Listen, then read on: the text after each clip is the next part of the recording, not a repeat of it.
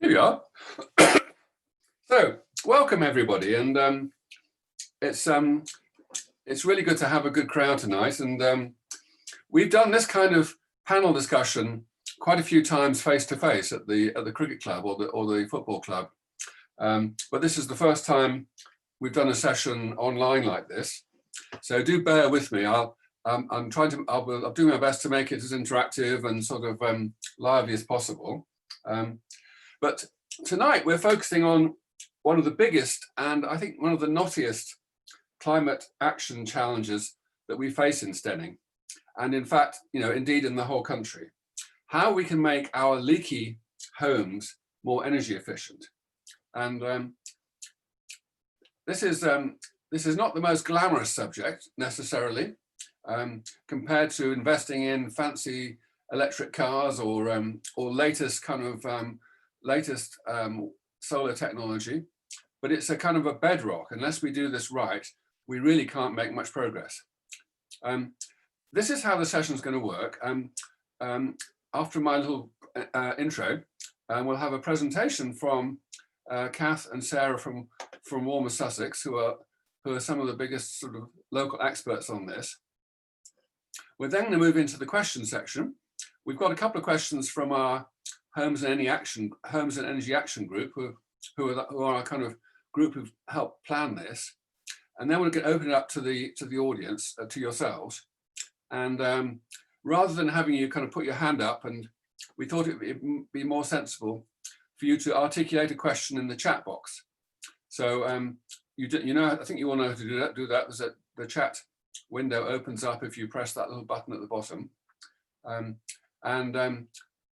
Russell is going to be my wingman. He's going to be looking at the chat box, and he'll be picking out some of the juiciest questions that come in, and we will ask people to come off mute and ask them at the relevant moment. So do start asking questions as soon as you like, really, and we'll see where we get to when we get to that stage. But I'm going to start with a quick poll, and I've never done this before. This is, I want to know how energy efficient your home is at present. So I've never done this before. Let's see if it works. I'm going to launch this poll. Basically, I'd like you to, do you know what your EPC rating is? If you don't know, you press the first one. But if you do know it, let's just spend a minute collecting what we know about our energy efficiency. And it's quite a clear pattern emerging here. The don't knows are out ahead by a significant margin. I think let me stop it there. Let's just, over 50% don't know. There's one is a B, but the majority of them are less than that. So let me, there you can you see the results there? The don't knows have it, which is an interesting sign. So let me go back, let me just go back to my screen, because I'll show you what the data says on this.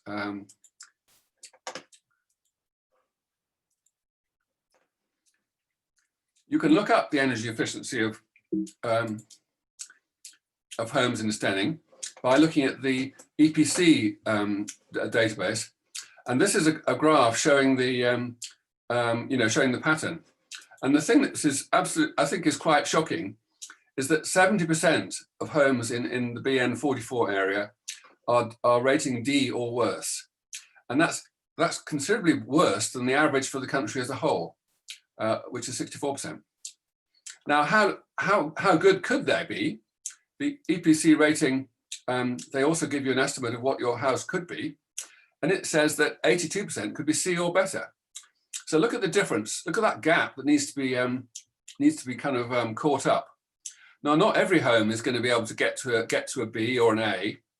There's some down there you see on the bottom right, which are going to probably still be BG because they're ancient historic homes. but the vast majority of homes could move substantially to the left here. And that's the challenge for tonight. How do we do that? So let me introduce Cath Geoghegan and Sarah Kemp from Warmer Sussex. And the Warmer Sussex project is designed specifically to kind of address this challenge. I'll stop sharing my screen now. Cath, are you going to, would you like to introduce yourself and Sarah and kick off? Over to you. Hi, thanks, Jeff. Can you hear me okay? Yep, that sounds good. So thanks for inviting me to talk to you this evening. Yeah,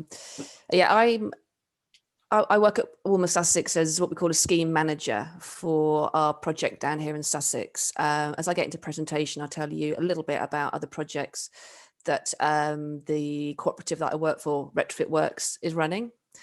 So I've been working here for just over a year now. And prior to that, I looked after a role which was supporting fuel poverty across West Sussex for the local authorities all in the West Sussex area.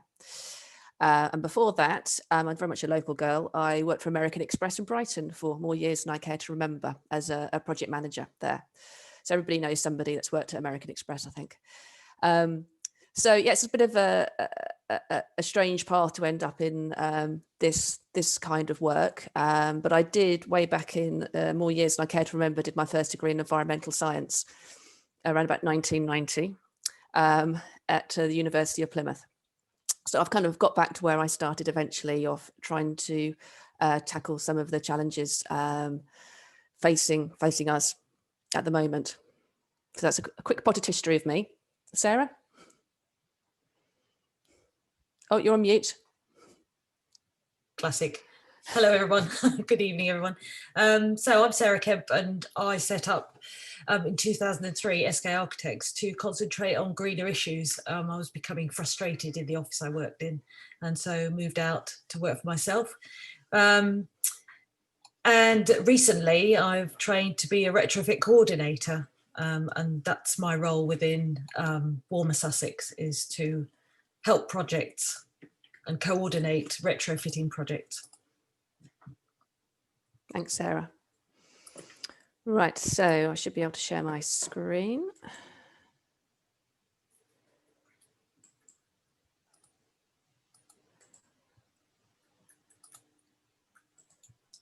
Yeah, that's good. You got to see that? Yeah. Brilliant. Okie dokie. Okay. So what I'm going to run through, Jeff's given me about 20 minutes, so hopefully I'll keep well within that, just to tell you a little bit about who we are and what we do in the Sussex area. And then start with a little bit of background of why are we worried about retrofit? What's the scale of the challenge? Spoiler alert, it's big. And then where do we individually start in tackling retrofit? A little bit around financial help. I've already seen a few questions popping up around the Green Homes Grant. And then at the very end, I'll just give you an overview of what we do at Warmer Sussex and kind of how it links into the retrofit challenge. So as you have questions, and obviously please do pop them into the chat, and we'll try and tackle them afterwards, or if we can't, I think as Jeff said, we'll get to them later. So, oh, my screen's not changing. Just bear with me a moment. So it's changing on my screen, but not on the one that you're seeing, is it?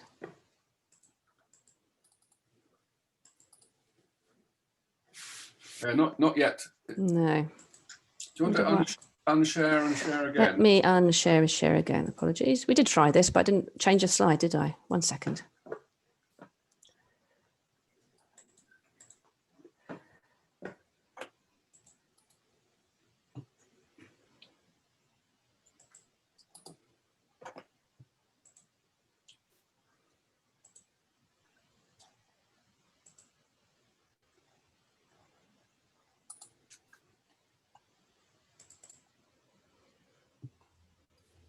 Just reopening it. I'll be with you in 1 second. Let's see.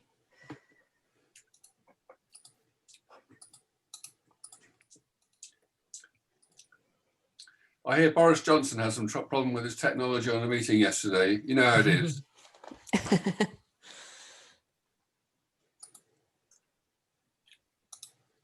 Right.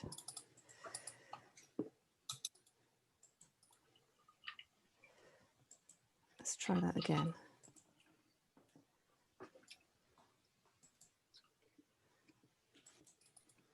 There we go. Okay. That working? Yep. Cool. Right. Okay. Sorry about that. So a little bit about us as Retrofit Works. So as I mentioned in my introduction, we're a not-for-profit cooperative and we're owned by our members. So we were launched in 2014 by Russell Smith, who's still in charge, in response to the Green Deal. If those of you can remember that rather unsuccessful package of method to try and get people to do energy efficiency improvements. But the reason why this was launched, there was a concern that the way that policy had developed was really cutting small and medium businesses out of the loop.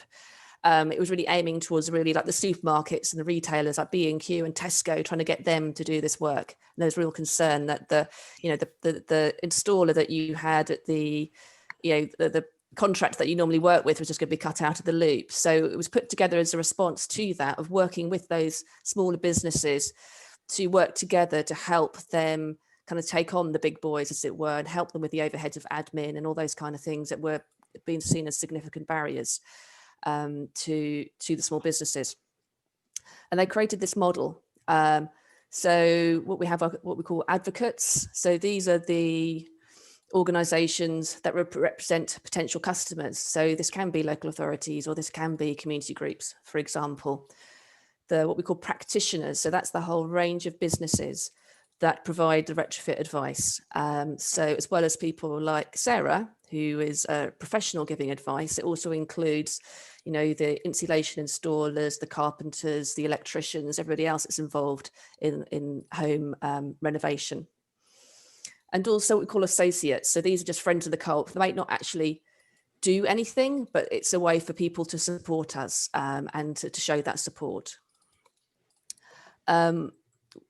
The model has been proven to be really adaptable, and even though Green Deal has gone and is just a distant memory, we're still here and we're still managing and running schemes since that time. So recently we were running the Greater London Authority Fuel Poverty Scheme for about 2 or 3 years, and that finished last year. We're still running other fuel poverty schemes around the UK, some of the newer schemes that the government has recently launched. We work locally for East Sussex County Council and all the East Sussex local authorities and delivering their kind of support for low-income households. But we also, and this is where Warmer Sussex comes along, we receive funding from the Department of Business, Energy, Industrial Strategy a few years ago to develop what we call kind of demonstrations for supply chain. So for us to be able to demonstrate that our model using a cooperative works as a good way to not only engaging homeowners to make improvements on their homes, but also engaging all the trades that are needed to make this change. So as I said, all the electricians, the joiners, the external wall insulation organisations, the solar panel installers, etc. And the way that we've built our process is that it's a one-stop shop. So people can come to us as Retrofit Works and they'll have quality assurance and oversight throughout the process of improving their home.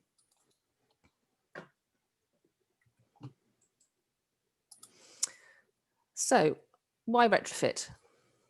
As Jeff said as introduction, homes are contribute significantly to the energy that's used in the UK. So we use 35% of the energy generated in the UK just in our homes to run them, to heat the water, to power up all our gadgets. Existing homes today produce 20% of the CO2 emissions for the UK. So that's quite a big chunk with a lot of people.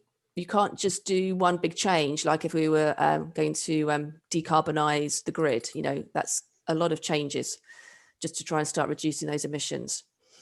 Now the target, and this is a target that's from the modelling from the Committee for Climate Change, is that we need to achieve a 24% reduction in the emissions from our homes from the levels in 1990 by 2030, and try to achieve as near to zero as possible. So that graph that Jeff showed, pushing as many of those houses across to the left by 2050.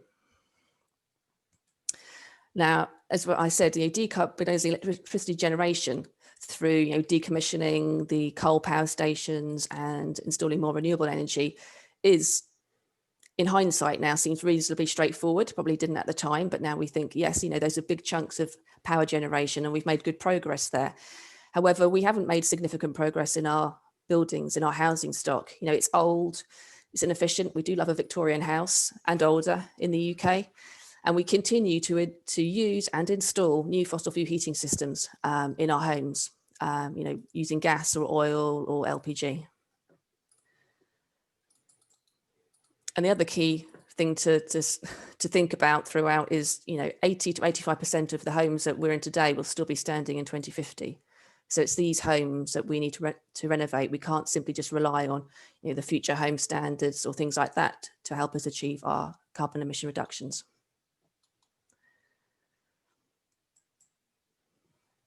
So why retrofit?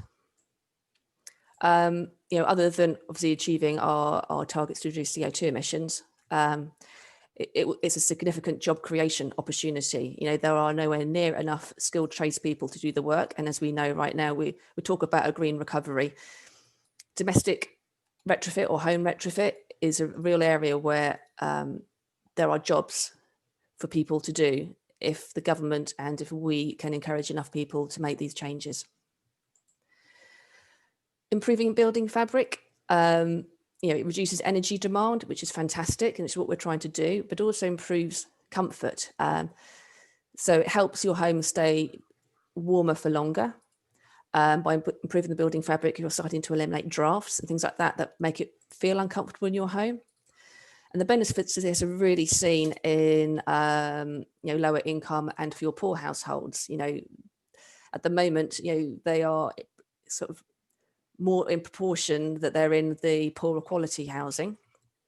But as we kind of improve and invest in housing across the board, then obviously, all homes become much more energy efficient, and the people who would normally struggle to heat their homes adequately will find it much easier. I don't like to say it will be cheaper and it'll reduce their bills, but what it will do is enable them, with the money that they have, be able to heat their homes to a higher temperature. And that's important because low indoor temperatures contribute both to poor physical health and also poor mental health. So it's, these are all extra add-ons, as well as reducing our CO2 emissions. These are all the other benefits that we get from retrofitting our homes. And if I can butt in, Cath, also with the improved health benefits of you get less money needing to be spent on the NHS. So you're putting money in somewhere, but saving money somewhere else. Yeah, I think that, you shouldn't really quote me on this, either being recorded, but it is around about, a 42 pence benefit to the NHS for every pound spent on improving homes and improving the energy efficiency of homes. But I will check that figure. Jeff, remind me. So the scale of the challenge, it's big, as I said. There's 24 million homes at the moment that need upgrading. They're not all in Stenning, which is good to hear, but there's 24 million across the UK that need to be upgraded. So that's, not far short of 500,000 additional skilled tradespeople. I said there'd be jobs. There are jobs if we're going to do this. Now, there are a number of significant risks around this. We can't just go out and, without consideration for such a big task to, without considering what the risks, what have we learned from the past, and how can we make sure we do this well, and only have to do it once, not have to keep redoing it where it's failed or hasn't been done well. So there's consumer protections are needed to avoid mis-selling and scams. It used to be the bane of my life in my last job, supporting low-income households, but also for people who, are doorstepped by people selling spray foam insulation at lofts. Not the best solution, and certainly we shouldn't be done without a specialist advising you. So strong standards are needed to avoid badly designed improvements. And monitoring and enforcement of standards is needed to minimise the risk of this poor quality delivery. So back in 2016, there was a review called the Each Home Counts Review. And this was led by Dr. Peter Bonfield. So it was also known as the Bonfield Review. And it looked at the issues behind poor quality energy efficiency installations. So, most people have heard of the nightmare stories of poor quality cavity wall insulations or external wall insulations and things like that, where it's really impacted people and their homes. So the recommendations included things like a quality mark. So this was given to what's now been run by Trustmark. So if you're familiar with the Green Homes Grant, you'll have heard of Trustmark. So they're a quality standard organisation, and they oversee consumer charter, code of conduct, and codes of practice for installers. So they oversee all of those elements for the energy efficiency retrofit industry. They also created these the requirement for technical standards. So there's a couple of those that you may hear referred to if you dig a little bit deeper into retrofit. So one of those, which has been around for a little while, is called PAS 2030, not to be confused with dates for achieving net zero and targets, which does confuse me sometimes, but the standard is called PAS 2030. And that's a specification that installers can have, which shows that they're able to install energy efficiency measures to a good standard. And they have to follow a specific process to achieve that PAS 2030 certification. There's also PAS 2035, which is what Sarah has recently qualified in, which is around retrofit coordination. So the standard is called, it's an oversight for retrofitting dwellings for improved energy efficiency. So it's how it's specified and guidance for how for people and how that's done.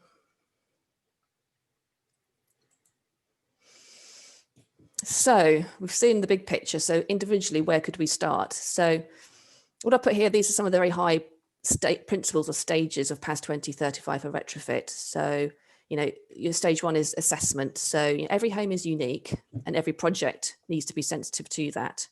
It's not a one size fit all, and you need to consider your home as a system rather than individual elements being improved, because they all interact together, and that's how that house was designed. And as we start changing elements of the house, we need to think how it fits other parts of your home. So design and specify is looking at the options of what you can put into your home or how you can make your home more energy efficient. So some of the principles behind that include build tight, ventilate right.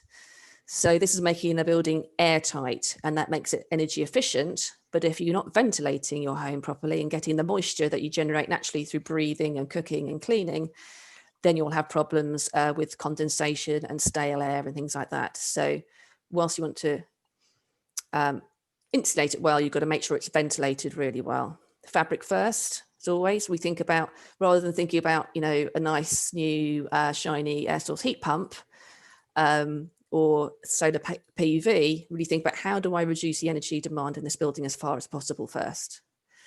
And then quality. So, quality runs through this. So making sure we're reducing defects, reducing the risk of defects, and by specifying and designing the work well. And the last stage is monitoring and evaluating. So making sure what's been done is done right, and we know how the system works, how it should work, and we've got details of the improvements that we've made. So on the next slide, I'm just going to, I've jumped ahead already, let me go back. So what I want to talk through on the next slide is how you could take an approach to retrofit yourself. So what you could consider kind of in a DIY style of retrofit. Then I'll run through how a professional such as Sarah will kind of oversee a retrofit under PAS 2035. So this is the DIY. So again, as you see, I've taken those kind of 4 key stages: assessment, identify your options, etc. So the assessment stage, you want to look at how is my home using energy today? Where is it losing heat? What materials are being used? What insulation do I have already? And do I know what it is and how well it performs? Do I need to upgrade that insulation? For example, in the loft, if it was like my loft in my house when I moved in, I think they put loft insulation in about 1979, and it was to building regs in 1979, which is probably about 1 inch foam. Whereas today, you have to go up to the joist and beyond. So maybe you could top up the loft insulation. So the Energy Saving Trust is a really good source of information about levels of insulation and how much more you could improve your home if you wanted to. Identify and evaluate options. So this is thinking about, what could I do? A little bit more information than on Energy Saving Trust website. You've got the government have their Simple Energy Advice website, where you can put in details of your home and it will come up with a few recommendations. EPC, if you have an EPC done, it'll always have like 3 or 4 recommendations at the end of improvements you could make. Or, and I'll talk about this in a little more, we've developed what we call a plan builder, which is an online tool that uses information that might have been gathered from an EPC, or you can put your own information in, and it will come up with really detailed recommendations of not only the energy efficiency improvements that you could make, but also it will tell you about things like ventilation, which are really important. Designing your options, designing, specifying options, speak with specialists. That's really important if you're going out on this alone, and look at their credentials such as Trustmark, MCS, which is for renewable heating, and PAS 2030, as I mentioned earlier. If an organisation is certified to PAS 2030, they should be following quality processes for installing those measures. And get the information when they install it and keep it. That's really important. If you're thinking of doing insulation, then maybe 5 to 10 years time, you might be thinking about a heat pump. Knowing the energy efficiency of the fabric of your house, what's in the roof, what's in the walls, is really important for those installers to be able to calculate and specify a heating system. So it's really important you keep that information. So with the Retrofit Coordinator, it's the same steps. We do, a Retrofit Coordinator will do a full assessment of your home. They'll visit your home. They'll look at how you're using energy, how you're potentially losing energy. They'll look at what ventilation you've got. They'll spot any problems where the ventilation isn't working as it should be. It's a real thorough review of your home. They'll take that information and start developing a strategy and looking at what measures you could install. They'd look at how they would perform, what energy you would save, what CO2 emissions, how that would reduce your CO2 emissions, potentially how it would improve your EPC points as well. So they'll give that a really thorough understanding of all those measures and how they would work together and kind of develop a strategy for you for your home. They'll also look at areas of risk. So risk under PAS 2035 is things like, do you live in a historic building? Is it listed? Are you in a conservation area? How is it constructed? Is it a particular style of construction? We've really got to consider carefully the measures that you're going to install, and even certain types of measures are higher risk than others. So, internal wall insulation is particularly high risk. It needs to be, it's not a risk to do, it just needs to be specified and designed really well to make sure, it's interfacing with the existing structure of your building. So design and specify, there's a lot involved here for the retrofit coordinators, working with technical specialists if we need to, thinking about materials and targets. So how much do you want to reduce the energy efficiency of your home? You can achieve quite a lot if you want to use super high-tech materials. You can do really well just with basic materials. If you want to use natural materials rather than hydrocarbon based foams and things like that, there is many different ways that they can specify a solution that meets what you want to do and what you want to achieve. And they'll come up with solutions for risk areas as well. So not only thinking about if we need to get a historic building specialist in, they'll also be able to look at the detailing where the walls are junctions with the windows, and if you're putting in wall insulation, making sure that's specified really well so you don't have what we call cold bridges where there's a gap where the detailing hasn't been done well enough. The retrofit coordinator oversees all of the activity. They're a kind of a communication point. They oversee the work, and they ensure that at the end, the system is working as designed. And they have what will become hopefully like a property passport. If you're doing some work in your home and you're going to live there for 10 years and then move out and buy another home, you leave a passport behind that tells the new owner, this is what I've done. This is all the work that's been done. This is the energy efficiency measures that I've done. So they can go on and do the next stage of the strategy if they want to. And then ideally you move into a house where somebody's done that first chunk of energy efficiency work, and then you move in and can build on that and improve that property further. So that's a really important stage that stops eliminates the need that you try and do it all in one go, and that it can be done in phases and not necessarily always by the same owner of the property. Cath, if I can just chip in, looking at the clock, we probably need to kind of wrap up fairly soon. Okay. Yeah, no worries. I think we're going on. So financial help. So Green Homes Grant is one that I'll talk a little bit more about. We've got the renewable heat incentives. That's That's open for applications till March 2022. There's some local authority schemes to support low income households that have come out more recently, and green mortgages. So people who are buying homes or remortgaging might be able to get preferential rates.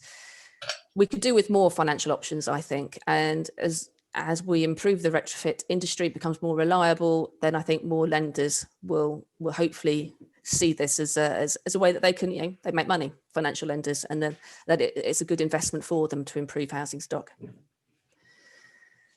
So Green Homes Grant, how much time have I got, Jeff? A couple of minutes? I don't know if are you on mute, Jeff? I'll carry on. Yeah, a couple of minutes. Couple of minutes, okay. So so the Green Homes Grant, so this was recently extended by another 12 months. It's been divided into primary measures, which are really around insulation and low carbon heating. Then these secondary measures, which are just, additional elements that are not as beneficial as, achieving these insulation targets for reducing CO2 emissions. It's really focused on that. So what you get really just, if you can get up to £10,000 if you are receiving certain benefits, otherwise you receive up to £5,000, but it'll be no more than 2/3 of the cost of the improvement. The key bottleneck here is installers, and that they need to be Trustmark registered and either PAS 2030 compliant or MCS compliant. There's just nowhere near enough of those installers. I think there's a couple of thousand across the whole of England, probably not even that many. So by extending the deadline, because it was supposed to be next March, that will give those installers time to get themselves certified if they're not already, and to see that the government is serious about investing in this industry, because neither of those certifications comes cheaply. And then how can Warmer Sussex help? So as I mentioned earlier, we have a plan builder that's free. You can access it via our website, play with that as often as you like, create yourself an account. You can go to and fro and update it as often as you want, and just see what options that we model for you. We also have what we call a remote survey. So where one of our retrofit coordinators can have a chat with you for an hour, review floor plans and photos that the homeowner has sent us, and come up with kind of what we call it a pre-visit whole house plan. It's just an entry-level overview of improvements that you could do, but we need to go to the home to get the full retrofit coordinator service, which is a whole house plan. That's your strategy, the building performance specification, which goes into, it's not a very sexy document, but it goes into the detail of the improvements that can be made, and the overall project oversight. I've got a couple of images here of the whole house plan, just to give you an idea of what they look like. So this is a baseline for a household that we surveyed recently. So they can look at how they're using energy today. We start modeling the improvements of, for this house, it was an E rating. This is us showing how you can get to EPC, and we break that down into 3 phases of work, of improvements, and shows that we can't quite get to 0, but if they plant 208 trees, I think that one is, then they can get to a theoretical net 0 for their home. And then there's a technical detail. So this is where the retrofit coordinator starts telling you a little bit more about, the specifics of the improvements that can be made, and kind of the decisions that you might want to make about the improvements. Right. And that's it. Excellent. Well, thanks very much, Cath. I think what we can do is put some of those slides up on the website, actually, so people can look at them later. But let's crack on with questions. And so I see there's lots of questions have already come in on the chat, and so Russell's going to kind of comb through those to pull out some choice ones. But we've got a couple of ones something we prepared earlier, and Deepa's going to ask the first question. Thanks, Jeff. So I'm sort of considering heat pumps and solar panels, and I think it's a great idea and definitely something for the future. But in the meantime, I want to know, are there any sort of initial, simpler, cheaper steps that I could take to improve the energy efficiency of my home and maybe reduce my bills? Yeah. The kind of low-hanging fruit type things that yeah. most could think of. So, I'll start with a few, and Sarah, you chip in if you think of any others.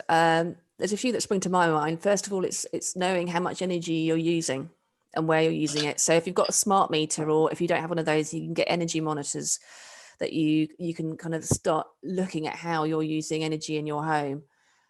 You'll soon spot very energy intensive appliances, and you can then kind of adjust your behavior a little bit as you how you use those, not just the kettles, but how you're cooking, and making sure that is there one of those light bulbs that isn't LED yet that's using lots of energy. I installed one a few years ago, and then you do snoop around your house trying to work out what's using that energy. Heating controls are really important as well. So whether it's a TRV or something cleverer like those Nest tools, have heating controls and know how to use them effectively is really important, and that can make a significant difference to how much energy you use to heat your home. I always say there's always advice of returning your thermostat down, which you can imagine for somebody who used to work in field poverty. I don't like that advice because lots of people have it too low. It should be 18 degrees is the minimum that's healthy. But some people like it higher, some people like it lower, but it should be 18. And draft proofing really helps, because that improves how it feels warm in your house, because you could have your house at 18, 19, 20 degrees, but if you've got a draft blowing in from somewhere, you won't feel that warmth. So you will continue to keep turning your heating up. So making sure you can eliminate as many drafts as possible from windows and doors and chimneys can make a significant difference. And then you get onto the big measures such as insulation. So, and I think the fabric first is something that we all need to really get hold of, because heat pumps are fantastic, but they need to, if you're not got a well insulated and airtight building, those heat pumps will need too much electricity, and you're using more carbon than you intended. So you need a really well insulated, airtight building, well ventilated, carefully ventilated, controlled ventilation, and then you can put the heat pump in, which is why the green government grant is a little bit frustrating, because it's offering air heat pumps, and people probably will take these on when they haven't addressed the fabric of their building, the windows, the walls, the roof, and the floors. Okay, that sounds like a good place to start. Let's move on. I think Roger Potter's next. Question about insulation.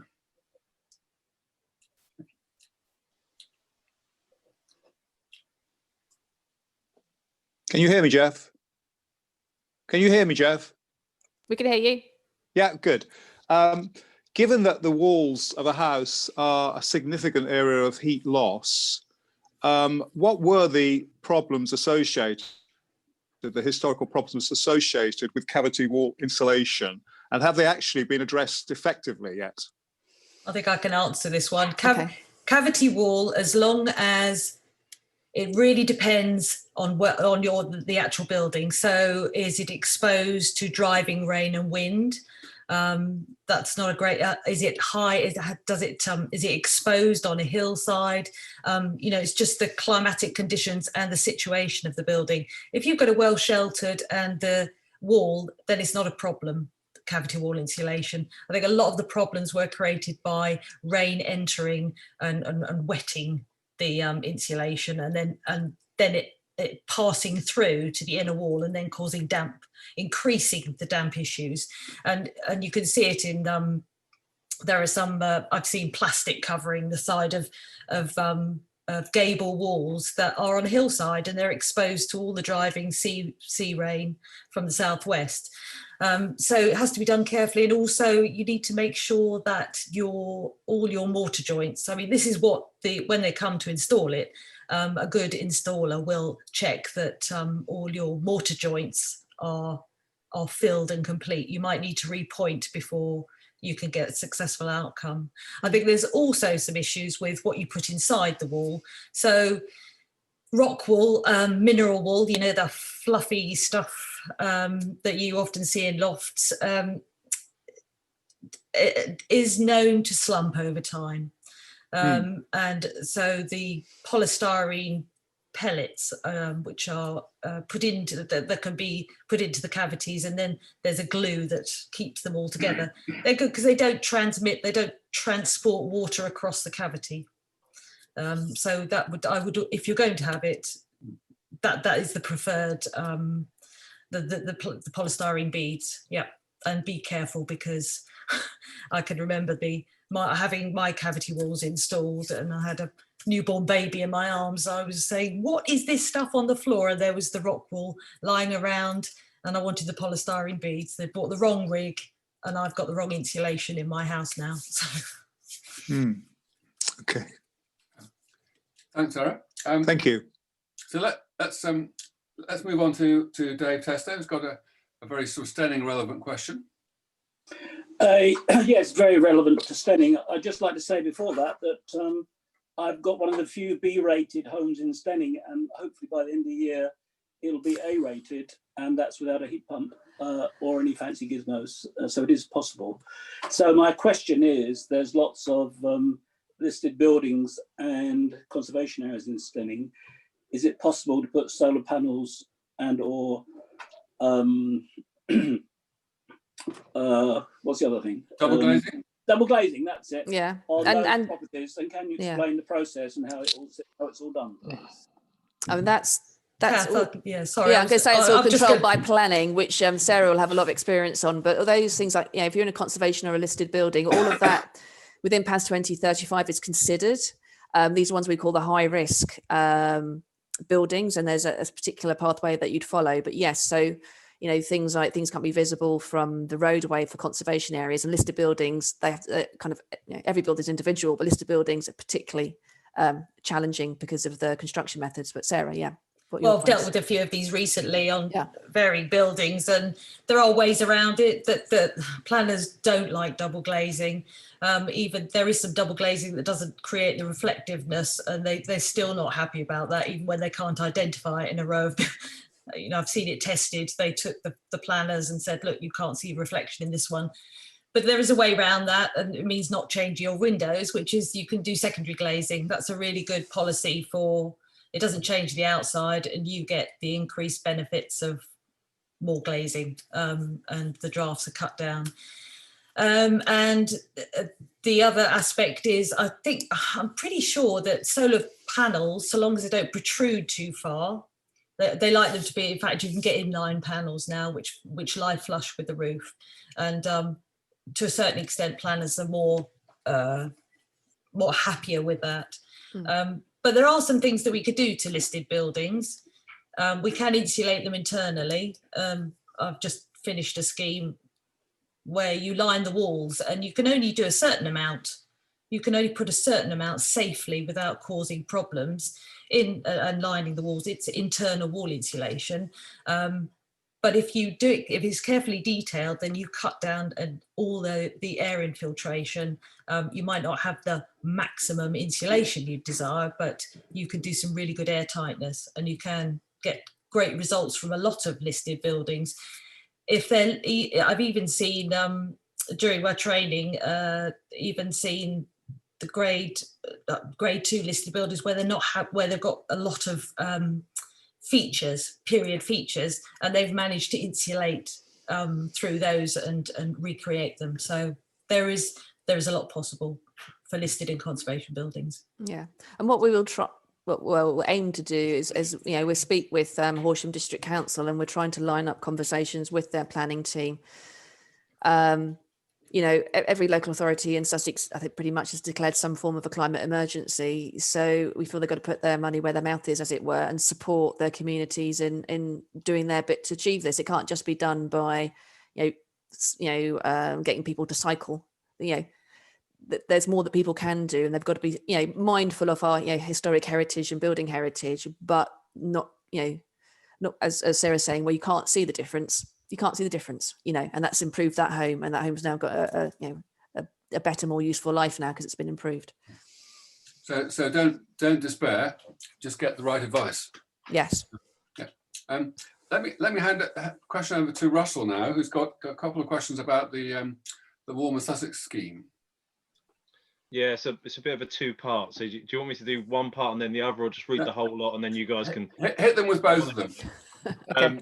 So I'll read the whole lot, and then if it doesn't make sense, then I'll just sort of backtrack a little bit if necessary. So I work as an architect as well, so I've kind of been a bit naughty because I've kind of tested it on a few people that I know might have more of a sort of lay perspective to some of these questions. So I thought I'd go that way round, and then hopefully it might be useful for other people, because it sort of raises questions that come more sort of from the ground rather than me in a profession trying to filter down. So the first sort of along the lines of if a homeowner is quite methodical and pedestrian in their project pace, which we do have sometimes, it can be quite frustrating.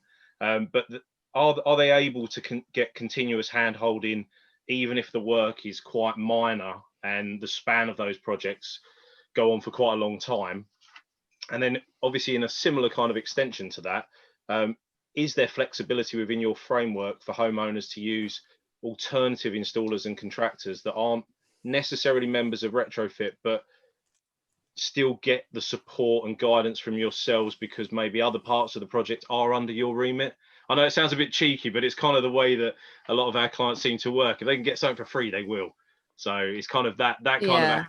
Okay, so the first one about taking a project slowly and methodically, I think we would need to review that with each client to make sure it's worth them working with us. So the way that we work is, depending on what measures are being done, we will create, we call a specific, after the whole house plan, we create a specification that's charged based on our estimation of how long it's going to take us to design that. And then we charge a 10% fee on overseeing the works. Now, so you can do it any one pace that you want to, but the retrofit coordinator is always going to want to come up with a sequence of works. So there's an appropriate way that we would do that. Doesn't mean you can't start and stop, but sometimes that might make it more expensive. So that all that kind of comes into the kind of the strategy that we agree with the client. So I'd say yes, but so yes, we could do that slowly and over time, and we'd come up with, maybe a 10-phase strategy, perhaps for a client, instead of like 5 things in phase 1 and 5 things in phase 2. But that might increase the cost because you're kind of stopping and starting the work, and and also you're increasing the length of disruption of having tradespeople coming in and out of your home. So likewise, you might not want to move out and get it all done in, 3 months. So there's different ways that we can do it. So it's flexible to that approach, I guess, is the short answer. And then to your second question about using other trades. We do have clients ask us this, and it's a bit of a compromise on how the retrofit coordinator can oversee the work. When the members and the contractors are members of our cooperative, they've signed up to a code of conduct, they signed up to how we work, and they've agreed what the role of the retrofit coordinator is in ensuring and having oversight on quality and how the work proceeds and signing off work, as it were, so that the homeowner's got confidence to pay the contractor and knows that job's been done well. When we have a contractor who hasn't signed up to that, they can ignore us. So there's a risk there, and as much as you can look at what they're doing, you've got no, the retrofit coordinator has got no control over that. And the retrofit coordinator has to think about their, it's integrity of doing the work, but also, what they have got insurance to cover. As you'll know, there's insurance as an architect, and if something goes wrong, who is a homeowner going to get support from? Because it's not clear then as to where the lines of responsibility are. So it's not that we can't do that. Like I say, we've had people ask us around that, and we can work options of doing that, but there are risks around the approaches where it's not clear who's kind of got oversight of a project. Does that give you the answer? Yeah. Okay. Well, I'm going to actually, Russell, you've been looking at the questions. Would you like to sort of pick out a couple of those from the chat? Everyone's been really busy, so I'm going to say well done, because I was kind of expecting that I was going to get like a sort of a silence, but not so much. There's quite a few, so I'm going to be. I apologise to anybody that I don't cover. One person has put a few that are kind of interlinked, so if Luke doesn't mind, I'd like to sort of start with him. He's done a few bits about insulation upgrades, and then obviously on new build extension. So I think there's a couple that sort of tie together, and then there's a few others that I want to bring in afterwards. But if Luke wants to start, that would be good. Luke Burstow, yeah. Yeah, Luke Burstow. Yeah, I mean, I think there's 2 things really. We live in an old house. Part of it we're looking at demolishing and rebuilding, and I'm not sure whether there's grants available to cover a kind of an improved over the standard building regs version of insulation, or whether it covers anything apart on a new build. And equally, part of the house has a flat roof which needs replacing, and again, if we replace it like for like, it would have no insulation. If we choose to add insulation, would there be that Green Homes grant cover all or part of the cost of adding the insulation as part of fitting a new roof? That's probably the two linked insulation questions, really. Yeah, I mean, what I can do with some of these Green Homes grants would, I'd probably like to make sure I read the terms and conditions, because they're quite complex before, and maybe Jeff, I know you were going to send some of the questions afterwards so we can respond to them in that way. But I'm pretty sure that the grants won't cover anything that's new and hasn't yet been lived in. So that's one of the rules. So if it's a new build and hasn't yet been lived in, you can't get funding to kind of retrofit it. So I think that would cover, building a new extension. With regard to the flat roof, I mean, there are, the grant does cover flat roof insulation. I don't know technically if, and this might be one that Sarah can answer, if you are insulating a flat roof, if you have to completely replace it at the time of installing the insulation, or whether you can kind of insulate it and keep the existing flat roof. I'm not certain. You can often lay over insulation on a flat roof and not even take the covering off if there's no evidence of damp penetration. Rubbish, it needs replacing. Oh right, okay. Well, you need to strip the roof off. I would think that the Green Homes grant would cover that. I think it would. It covers enabling works, but the enabling works include things like fixing damp, for example. But it doesn't include things like removing slumps, cavity wall insulation, which I would disagree with. I think that is enabling works if your cavity wall insulation has failed. But the industry are working on that one. But for flat roof, it sounds like that's, the work to, enable you to, install that insulation involves repairing it. You might not get money for the repair, but you might get contribution for the insulation. We need to talk to somebody who can kind of provide quotes that break the bit that's grantable down into. Yeah, so someone who's got the PAS 2030 certification and Trustmark certification, and they will need to, there's a big long list of requirements that we just recently got cited from the government of what needs to be on a quote. So they would need, and it's quite detailed. Okay. But you would, that's around the standards really of Trustmark, that quotes need to be detailed. So people know, aren't just saying it's this much and here's an amount, that it should be broken down into, the individual elements of the work that's been done. Okay, thank you. And dare I say that, until we get the installers in our area, because I've been looking, I want to do some work on my house, but there are no installers for anything I need doing at the moment. Yeah. So it might be a good idea that you just get some good builders from your area to look at the work and price. Because if you do use the green grants, you may be using very large builders who may charge you more, even though you have some grant money. It may not, it may be just good to get on with a good small medium-sized builder in your area. Okay, it's definitely worth comparing. I'm going to abuse my chairs right here, but how long do you think this bottleneck with lack of certified installers is going to last? Do you think it'll pass fairly quickly, or? I don't have I hope it does. And because the standards that they're asking installers to reach are good standards, so it's not like it's pushing everybody in the right direction. I think the challenge has been those installers investing. So the small businesses that we would love to be doing this rather than the big ones, they've got to make that kind of decision. It's been a tough year for everybody, hasn't it? But they've got to make the business decision of it costs a few £100s to get the PAS 2030 certification, and you've got to get a certification for each type of measure you install. So if you're just doing one type of measure, you've got to go through that certification process. And there are businesses out there that will support them doing that.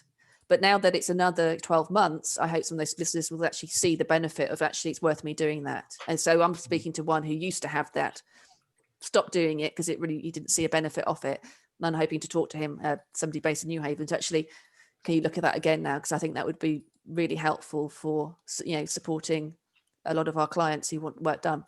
Yeah. And there are, sorry, I was just saying, Michael Huth and other people in retrofit works are working very hard to get the right builders on board as well, not just for that grant, but they've been doing that as a matter of process, to supply the retrofit working. Yeah, yeah, and we're a Trustmarks certification body, so Retrofit Works can actually, do the audit and the vetting for Trustmark certification. We've decided not to do the past 2030. We might change our minds. So then we can do the whole certification for people who, offer that whole certification for the contractors who work with this. But it's not a requirement for one of our members to have those certifications. We look at, good recommendations, etc. But yeah, so back to Russell for more questions. I was going to say, you sort of jump in there, Jeff, with your chairman role. You slipped in with your question. The next one I'd quite like to go to, because again, he's put a few up, but there's two, Nick, Mills, that you've done with regards to ground source heat pumps, air source heat pumps, and then your little bit about having a cold bath as well. If you could kind of maybe combine those two, because I think that's quite an interesting route that you're going with those. Yeah, thank you. Hi. I think Martin P has answered, actually, who's got an air source heat pump that gets hot. Is that right, Martin? Nod. Yeah. Oh, you're on mute, Martin. Yes, okay. I'm on mute. Sorry, yes, that's right. I'm air source heat pump. Had it for about 6 months. The hot water from the bath is hot enough. You need to add cold to bring it down. Lovely. So that was my worry, and the problem really of sort of retrofitting, getting a gas-fired boiler out and putting an air source heat pump in, or and hello, Cath. I've had dealings with Cath with other reports, so nice to see you. Good to see you, Nick. I thought it was a familiar name. Thank you. I think that's me, Russell. Really? Yeah, no, you seem to have a bit about ground source heat comparisons to an air source. Did you want to follow that one up as well, or not? Or, well, only to say, I probably should say my involvement with Cath is I've got a property management company, and Cath has just done a big report on. We're trying to turn it green. We're trying to turn leasehold blocks green. So we found a block on Hove Seafront of 41 flats, which was a challenge. So Cath, they did 5 of them. So it was a footprint of the building. A very good report. Unfortunately, the client probably won't go through with a lot of the recommendations, but it's been a learning curve. It's a tricky one with shared ownership. Yeah, leaseholders, so very different. Thank you. Okay, the next one, I can't see her on the screen, but Moira put up a really good comment about PV panels and battery store. Yeah, you are there. There you go. I see you. Do you want to go with that one, because I think that's a really interesting one as well, actually. Yeah, so we've got solar panels, and we were just considering, a bit like Nick, air source heat pumps. If our gas boiler is getting towards the end of its life, etc. And then we have a friend who's got one, and they were saying that it does consume a lot of electricity. So I was interested in hear the whole piece about, well, if your home's leaky, then obviously it's going to increase that need to power it more with more electricity. So kind of where the cost. And I guess we were interested in potentially getting PVs alongside our solar, which heat the water at the moment. So it's basically just a bit of a complex picture, and you just sort of feel really unclear about it, because if we could supply our own electricity, but it probably won't be enough to supply the air source heat pump. So you just end up having this kind of confusion, basically. So, and is it best to have a battery? I guess that was my key question. Is it best to have a battery to store that energy? Because ultimately, when you've got the sun, you don't need the power, if you know what I mean. You don't, in the evenings, you can't hold that that energy that you can for the hot water, which is good with the solar panels that heat hot water, obviously, because they do get overnight for the next day throughout April to October. But with electric panels, obviously, you're not storing anything. Yeah. I mean, and heat pumps will, and Sarah, correct me if I'm wrong, they will have water stores as well. So you're using electricity, using electricity to help you generate the heat or heat the water. So you store, hot water is an energy store in itself. But batteries are good, whether you have a separate battery or you use that if you decide, that you want to have an EV, and that can store power as well. I mean, I think the systems are probably still in development as to how dynamic, the flow of electricity is from your car into your house or vice versa. But, that's the future in terms of how the government sees managing grid, because we'll have, there'll be times that isn't windy and it's not sunny, where's all our energy gone? Well, hopefully we've stored that somewhere, whether that's in battery storage. I mean, West Sussex County Council have got a big battery storage units, multiple on their sites, or the one just outside Chichester, I can't think where it's near the old Rolls-Royce factory. And they've invested in that. It's quite new technology, but it's really, it's where we think the grid's going to go the more we rely on renewable energy, whether it's at a small scale such as our homes or the big scale in terms of a grid. It gives you that consistency, and being able to store the energy you're generating is better, because selling it back at the moment, you're not going to make much money out of that. So having it so you can use it when you're in your home is better. But it's really down to how you use your home. You know, there's a whole kind of complexity. You've just kind of created the example of, I need a strategy for my home and how I live in my home. And that's where Retrofit Coordinator type services can really help you think through those processes and what's important and what do I want to achieve, you know.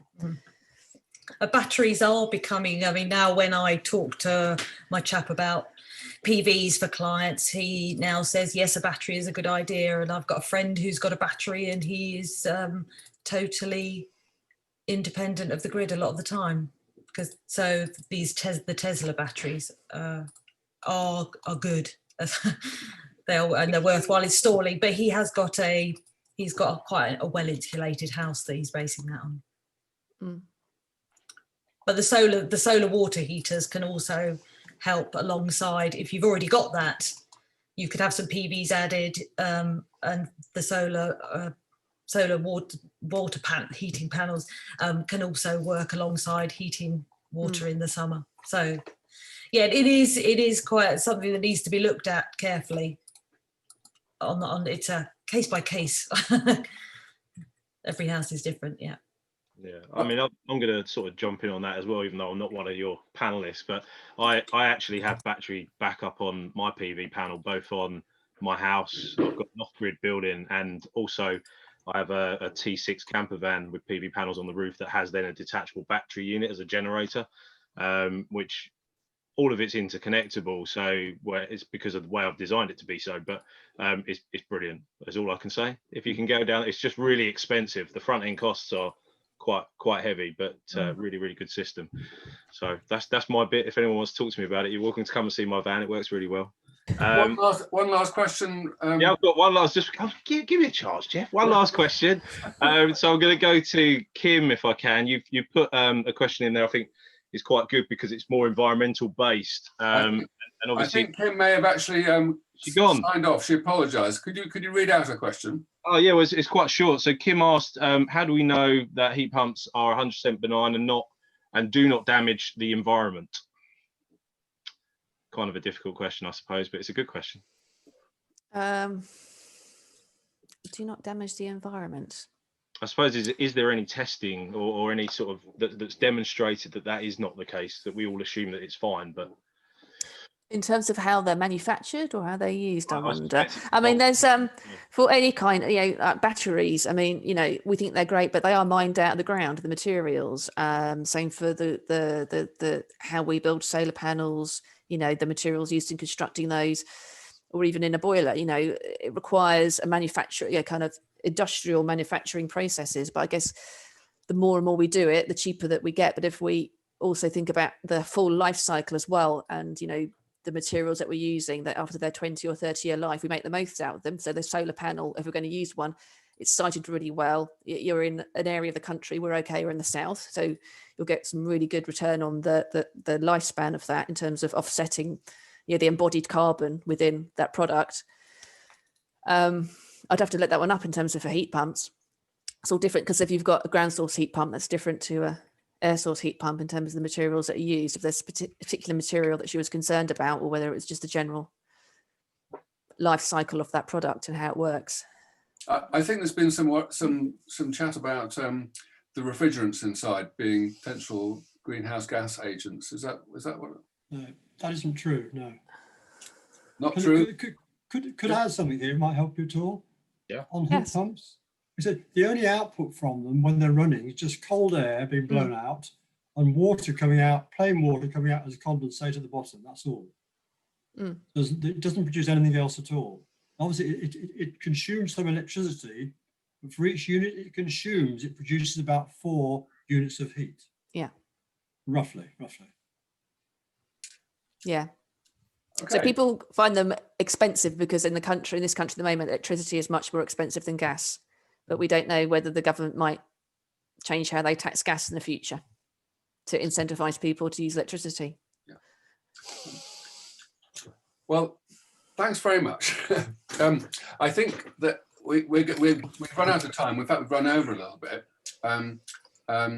But thank you so much, both Cath and Sarah, for kind of sharing all that stuff. And I think we've just taken the lid off this. And I think my thinking was we should be running some extra sessions in future on perhaps some more specific aspects like heat pumps. But can I really appreciate you sort of spending, sort of taking the night out tonight to come and join us. I'm going to ask you a sec. I'm just going to share my screen and talk a little bit about just to wrap up and some of the next steps we're planning with this particular campaign. So this is the Homes and Energy Group that are kind of cooking up this campaign around retrofit, trying to get Steyning to kind of wake up to this. And you'll see one of our killer approach is actually, this is a snapshot of, and this is a sneak preview of on the right hand side. We're building a demonstration doll's house to use in the farmers market to get people to, as a conversation starter. And this you've got a sneak preview of it there. That's Roger Potter's doll's house. I don't think he lives in it at the moment, as far as I know, but as you can see, it needs a bit of work, retrofit wise. But what we're thinking is that it's very hard to get people to think about this thing. So the idea is this is a kind of a conversation piece. We can get people to stop and start talking about this. But we're starting to put information on the website. There's quite a bit on there already. If you haven't checked it out, we've information on the Green Homes Grant and how to link through to Warmer Sussex. And so we're going to try and put more and more up there. And we're going to be, the plan is we're hoping to raise some money to do some video case studies. So showing people around different people's houses and what they've done, and maybe more expert sessions. But I'm interested, Cath and Sarah, as a last question to you is what your advice is to Greening Steyning on how we can get people to take this seriously and wake up to the the need to get off, stir their stumps.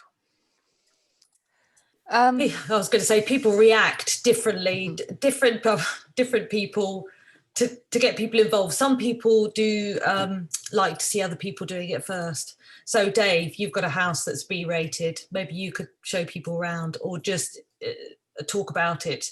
Anyone what you could really do with is a show home. So one that's been done, take people around, and then it really hits you when you go in those houses and you feel the comfort. You have the same temperature at your feet and your head, and that's comfort is something that drives a lot of people, not the carbon saving, but comfort and health. It's some people just really do want to save the planet, but what you need to tell them is that if if they don't care for that, they're not bothered, you get an inherently better house through retrofitting and better health. You just got to find what are the things that people want and direct the message. But I think a show home is the way to go. And I'd say helping people understand that you don't have to do it all at once. Yeah. So it can, any of us who've watched Grand Designs, I mean, that's terrible for just putting you off doing any kind of work on your home, isn't it? So it's making people realize, yes, there's some disruption, but you can do it in chunks. You don't have to do it all. If you're not going to live in that house for the rest of your life, maybe for the next 10 years, then, get some work done when you move in. A lot of people will think when they buy a new house, I'm just going to do the kitchen and bathroom, get those updated. Well, if you're going to spend 10 grand on a new kitchen and bathroom, how about spending 10 grand on improving the energy efficiency? So it's just having people have that little mental shift of what's important. And also, before you put your kitchen in, yes, you might need to do internal wall insulation. And if you install your kitchen before you could just do the wall insulation for that room, then put the kitchen in, move on to the bathroom. So it can be done room by room in some cases. So it can, so it can be made more affordable, because I think different people will have the finance is going to be challenging for a lot of people. So it's making it the chunks of work that they can get it done, getting trades on board, so, even now when we're speaking to some of our clients, they're speaking to their plumber and the plumber's going, oh, well, you don't want to have a heat pump, you need a bivalent system. You're like, well, you don't. You can just have a heat pump. It's not going to be very affordable bivalent system. You won't get your renewable heat incentives, etc., etc. So by all means, speak to other trades, but let's bring them with us. I think that's a really important thing. So help them understand what the improvements are, so they can recommend them to people. So it's just your standard part of any kind of renovation. And lack of knowledge more generally as well. People have kind of heard of insulation and will go for those, or the amount of people who want double glazing under the Green Homes Grant, when the benefit, I mean, there is some benefit, but it's not huge in terms of energy efficiency. Everybody just likes to have nice new windows, which is understandable. You can see them, it looks nice and it feels nicer, but that isn't going to give you the best energy savings. So more and more that we can help people understand, what those improvements are and how they will make your home feel, the better. Well, that's a great answer. And I think something in the back of my mind is we've got 42 people on this call. And I think you've all got potential roles to play in sort of speaking to your neighbours and friends to say, oh yeah, you should have a think about it. There's some good information here or there, but you can be sort of champions for this too. Okay, well, let me just move on. The last couple of things, as most of you probably know, with the Greening Stenning 2030 project, we've got 4 different action areas, and they've all been cooking up ideas for projects and over the next few months. And I'm just going to quickly highlight some of the main ones. With the biodiversity project, there's a wildlife garden survey that's actually underway at the moment, and that's going really well. 225 responses. That's all about what have you got in your garden now, and how wildlife friendly is it? So do fill that in if you haven't done that yet. But this is a brand new initiative in time for Christmas, is a scheme to offer people a chance to sponsor an owl box. And we're calling it Who Gives a Hoot? What a great slogan. That's Ronnie's idea. You can either buy part of an owl box or a whole owl box. But that's going to be the Christmas present of the year this year. There's information on the website about that. But that'll be coming around in the newsletter. The Green Consumer Group we're hoping that the farmers market will go ahead in the beginning of December, and their project to start collecting some of these hard to recycle plastics is going to kick off there. So you'll find the information on that, and they're well advanced in their thinking about launching a repair cafe as soon as lockdown permits. So there's really exciting things that are happening there. And in transport, the hot news is that the Parish Council is actively considering the idea of introducing a 20-mile-an-hour zone across the whole of Stenning. This is not primarily for safety reasons, it's actually just to calm the traffic down and to get people to start thinking about cycling and walking more. So we're working with them closely on this, and we might do a survey, we're hoping to do a survey on the back of that to sort of try and get people to explain why, what are the bottlenecks for them? Why they're not cycling and walking to the high street? Why are they using their cars? And just getting that moving. So that should hit the streets hopefully in the new year. So plenty going on, and you can find out more about it, of course, on the website. There's the link to the just have to Google Warmer Sussex and you'll find it. But that's a great source of information on this whole issue. And finally, I thought I might do a quick survey for everybody in the audience today about how today's session went. Was it the right level of detail? Was it too long, too short? Also, just take a bit of a sample to see what topics you'd like to cover in future sessions like this around the kind of home energy thing. But let me stop that there. And we are about 10 minutes over. Thanks so much for staying. And thanks again to Cath and Sarah. But off you go. And I'll be interested to see what you come up with in terms of home energy improvements yourselves. Thanks so much, everybody. Thank you, Jeff. Thank you, everybody. Good night. Thank you, Jeff. Thanks.